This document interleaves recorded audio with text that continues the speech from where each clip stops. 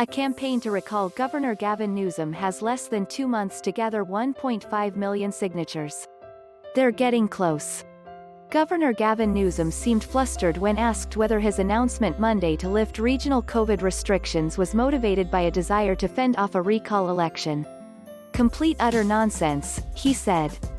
Newsom may have disliked the question, but the recall effort itself is no joke.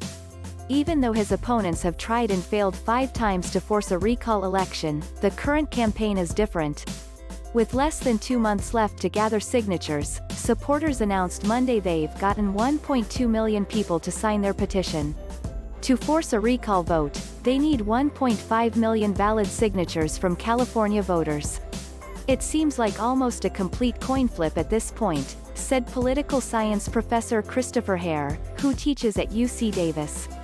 "I think it's pretty likely," added his colleague Isaac Hale. Of course, whether such a recall is likely to be successful is an entirely different question. On that score, experts tend to use the 2003 recall of Gray Davis as a yardstick because it's the only yardstick they've got. If Newsom has to face a special recall election, he'd be only the second governor in California history to do so. Davis, a Democrat, had abysmal approval ratings when he lost the election, allowing Republican film star Arnold Schwarzenegger to take the helm. At the moment, Newsom isn't there. A nearly 60% approval rating for his handling of jobs and the economy, Hale noted from recent polling on Newsom. That seems like a very tall mountain for the recall supporters to climb. Newsom's political liabilities may not have hit his approval ratings to the degree they hit Davis, but he does have some. "A cascade of bad news with regards to COVID that's also very sensational," noted Hare. The French Laundry story is an excellent example of something that's very non-technical and potentially very damaging to Newsom. During COVID restrictions, Newsom was caught having attended a party with lobbyists, indoors at the French Laundry restaurant in Napa.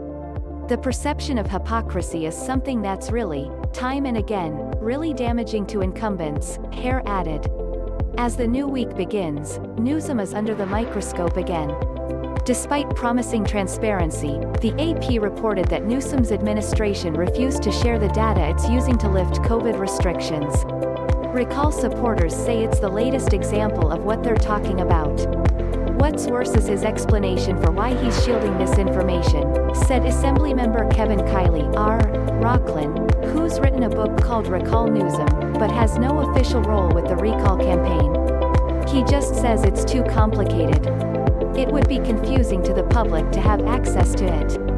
Newsom announced Monday he's lifting regional restrictions, pointing to less demand for ICU beds.